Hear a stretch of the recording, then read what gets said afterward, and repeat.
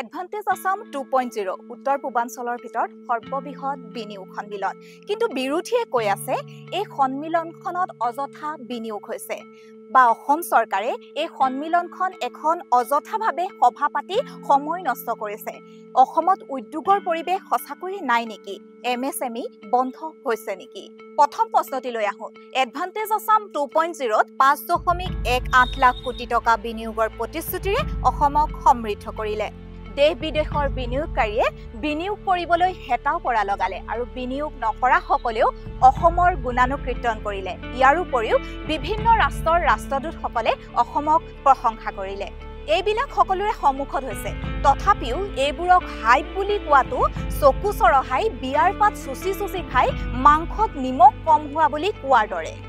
চকু চৰহা সকলক কওঁ যে অসমত বৰ্তমান 1ৰ পাছত 12টা শূন্য মানে তেওঁলোকৰ মোবাইল স্ক্ৰিনৰ বাহিৰলৈ ওলাই যাব পৰা টকা মূল্যৰ আন্তঃগাঁথনিৰ কাম চলি আছে এইবোৰ এনেই হৈ থকা নাই ইয়াৰ উদ্দেশ্য হৈছে এক উদ্যমিতা আৰু উদ্যোগৰ পৰিৱেশ গঢ়ি তোলা আজিৰ পৰা 10 বছৰৰ আগতে এইবোৰ সপোন আছিল কাৰণ সেই সময়ত কংগ্ৰেছ চৰকাৰৰ অৱহেলাই অসমক বহু পাছলৈ লৈ গৈছিল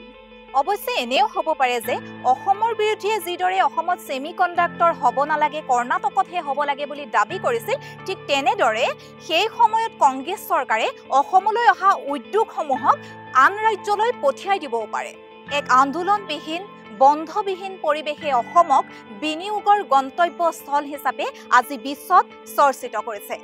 আজি আমি নিশ্চিত 5.18 লাখ কোটি টকাৰ বিনিয়োগৰ প্ৰতিশ্ৰুতিৰ অৰ্ধেকতকৈও অধিক বিনিয়োগ সফল হ'ব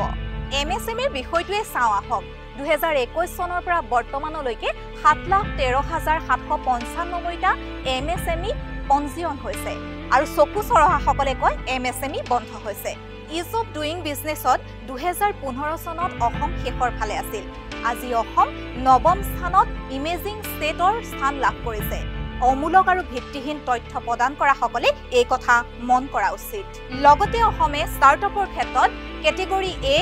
লিডাৰ ষ্টেট হিচাপে স্থান লাভ কৰিছে এইবিলাক স্বীকৃতি কি এনে আহিছে নেকি কোনোবাই কিবা ক'ব বিৰোধীয়ে বিৰোধ কৰিব কিন্তু উদ্যোগ আৰু উদ্যমিতাত অসমে যি পৰিৱেশ সৃষ্টি কৰিছে সেয়া জনতা জনাৰ্দনে গম পাইছে বুজি পাইছে আৰু ইয়াৰ সুবিধা এটাৰ পাছত এটাকৈ লাভ কৰিছে